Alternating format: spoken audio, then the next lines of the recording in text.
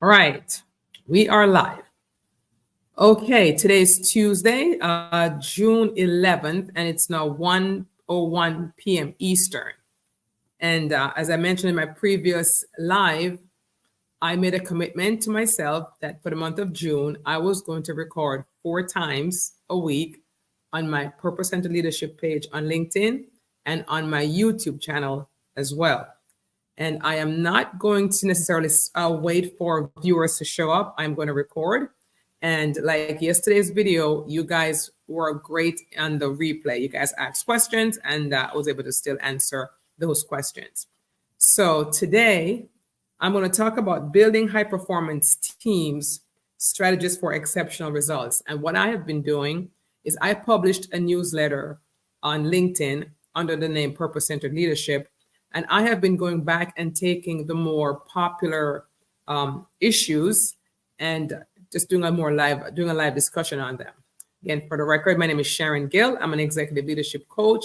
I work with leaders and their teams to enhance their leadership skills, team culture. I'm a DISC certified consultant, and that's what I do. All right. So I always remind my clients that your team, your people, are your most important asset. Because if everyone was to get up and walk through that door, all of a sudden you have no company. And it's been one of my core values for the last 30 years. That's just been just a core value for me, that your people are your most important asset. And so high performance teams, we hear that talked about a lot. And it's not just grouping, putting together a group of smart people. It goes beyond that. That helps.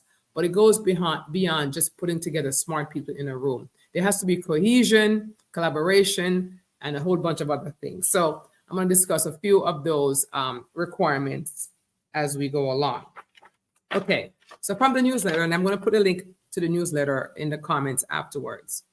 The definition of a high performance team is characterized by their deep sense of purpose, exceptional productivity, and ability to achieve superior outcomes, right?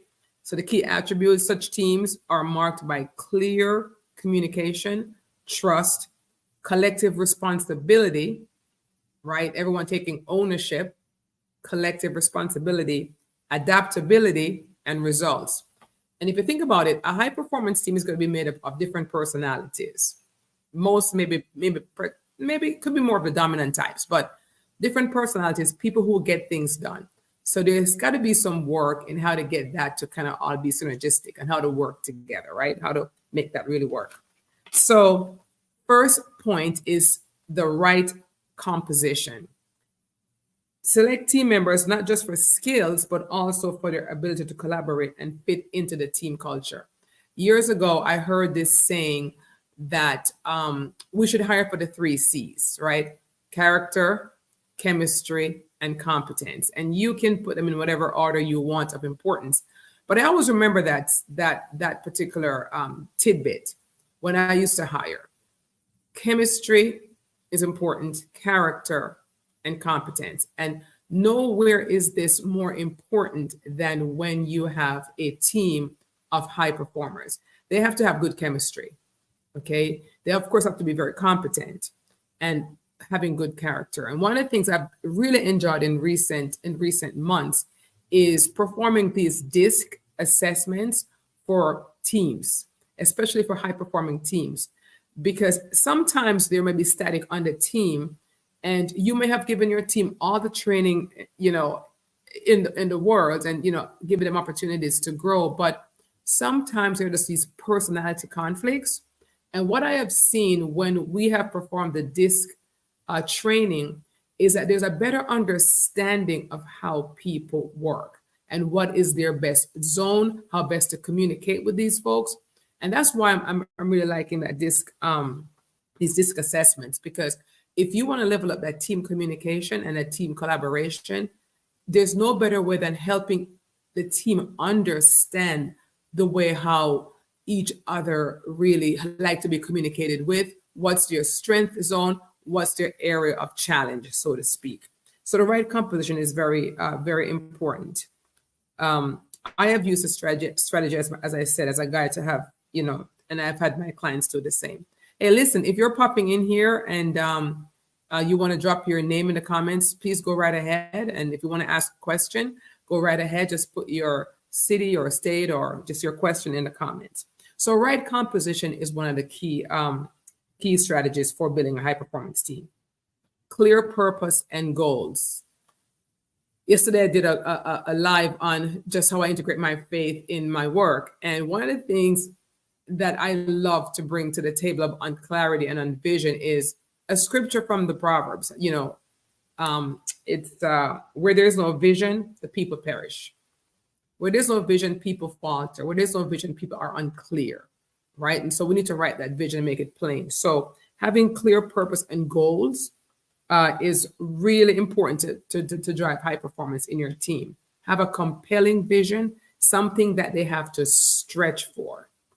High performers are called high performers because they're way above average. So having a compelling vision, a bigger than themselves vision, is usually going to be very successful for high performers.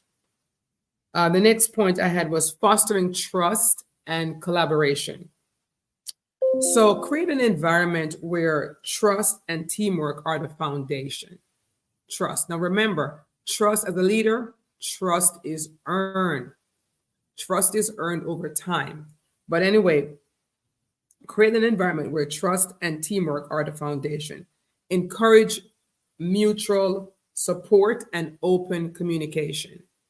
And this is, again, the reason why I like when people know how to understand each other. When team members know what makes each other click, it's just more of a compliment, right? Because you have those who are, the ones who are by the book, the compliance, the compliant ones, the ones who have their head down. You have the talkers, and you have the dominant people who get things done or get things moving. But we need everyone working together in unity, right? In cohesion to really make this team click, to make the team click.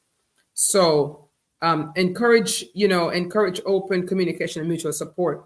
In my experience, I have always incentivized, put an incentive out there for, people who do this really well, because people will perform up to that level of expectation. And when you expect and putting money or some type of incentive behind your expectation, people usually rise to that level of expectation. It always strengthened the productivity and the culture of my team when I put an incentive behind that. Empowering team members. I love this.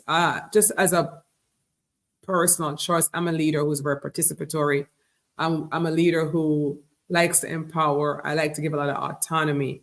So empowering team members. One of the models that I have liked has been the model of intrapreneurship, where team members have a lot of autonomy and they are given a chance to innovate, really bring suggestions, and create even their own little subculture in a way in your organization. I think Google does this very well. I think maybe Facebook has done this too, where they have really encouraged intrapreneurship.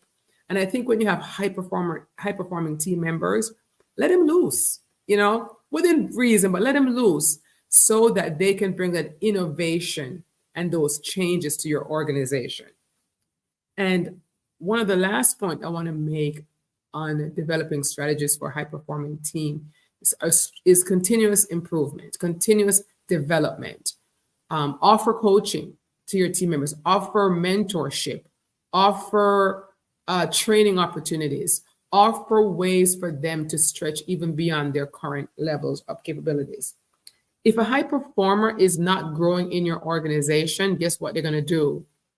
They're going to leave and go somewhere else where they are challenged. And that's the reason why I love the intrapreneurship model. Even when I run a team of only 30, I use this model, and I use it very, very effectively. I'd say, hey, here's a problem in the company that I don't have time to solve. And I put a team together and I say, hey, you solve this problem. And whatever you guys come up with, just present it to us. And if it's good, we'll fund it, we'll back it. And I did that in 4 different areas in my organization. There was a problem I had with postage. We had run a busy law practice at the time. I had a problem with just the whole postage system. This was an issue. And I had an issue with just the processes. No matter what we did as leaders, it was just clunky. And so I put together a real cross-functional team. God, we got 4 amazing solutions that we implemented. And I actually got that idea from, and I'm going to say American Express. I worked there in my early 20s. And I got that idea from them, where they allowed us to come up with ideas that could benefit the company. And I was on a team whose ideas the company actually adopted worldwide. And so I, just took that learning from my earlier time in corporate. And when I had my own law practice, I implemented that. And I just really see so much innovation and productivity and motivation and inspiration that happens among team members when you allow them some autonomy to think creatively and to bring solutions. So what are some of the challenges in leading a high performance team? The main one I would say is maintaining momentum, right? Because high performance teams, they're going to get results. So when you've gotten the result that you're looking for, do you have more challenges for them to work on? What is the next hill for them to climb? Because remember what I said before, if a high performing team or a high performing team member is not being challenged, they may leave for a challenge somewhere else. So that was one other thing I have seen. And the second thing is I have here was conflict management. And that is effectively managing disagreements and ensuring that they lead to productive outcomes. It's going to be disagreement on any team. And this is the reason why I said when you bring in a trainer, and I say this because that's what I do, but there's different personality training stuff, different leadership training assessments. But when you can bring that to your organization and allow your team to communicate and to air out the differences and to create understanding and some kind of a harmonious relationship, it's going to add so much value to your company because there's a better understanding, even a better understanding of how the team member themselves are showing up in conversations. That's what I like about it. When you are assessed, this assessment first comes to you. You're self-assessed and you know where you're strong. You also know where you need work. And so that type of training is really important. And how do you cultivate a high performance culture? A couple of things I have here: recognition and rewards. Regularly acknowledge and reward both individual and team achievements. And with a multi-generational workforce now, sometimes there's 4 or 5 generations in one company, you have to be able to customize the recognition where it fits that generation. Some people like money, some people like praise, some people like, trips, some people, learn to know what really make that particular generation tick. Like I said, some people like money, some people like promotion, some people like, trips, they like public praise, just learn to know what their individual preferences are. Inclusivity and diversity. Again, cultivating a high performance culture, encourage diverse perspectives and inclusive practices to enrich team dynamics. I said yesterday, I'm saying it again today, DEI is not a curse word. There is a business case for diversity if supported by your organization. Different perspectives enrich the company, enrich the conversation, and will give you better results. And third, and I would say one of the most important thing, especially for high performance teams, is encouraging a healthy work-life balance. This is where leaders sometimes get it wrong. A high performance team member or members may want to work extra hard. They're so motivated by work. So they're pushing. They'll work way into the night on a project. They'll be up early, and that's wonderful. It's a high performance team. However, those same people will burn out eventually. And so you as the leader should encourage that healthy work-life balance. If, for example, you see a team member working on a project or a team or a group of people, and let's say for a month, they've really crushed it, they've put in 16-hour days, you as a leader should know how to say, hey, time out. Why don't you take a couple of days off, in the following month? So create a healthy work-life balance. I'll tell you though, millennials and Gen Zs demand this type of accommodation. And so they will leave for less pay to get that accommodation. So my closing thoughts, building and leading high performance team is an art that requires careful crafting and nurturing. It can be done, and it can be done in a team as small as 4 people. You could be an entrepreneur or a leader with a team of 4, and that team of 4 could really evolve into a high performance team with some of these strategies in mind. If you have any questions, please feel free to leave them in the comments. Again, I'm Sharon Gill. I am an executive leadership coach. Company is called Gill Coaching and Consulting. We work with leaders and their teams to enhance their leadership skills, build great cultures, work on their soft skills, and achieve results. So until next time, which is tomorrow, 1 p.m. here, take care.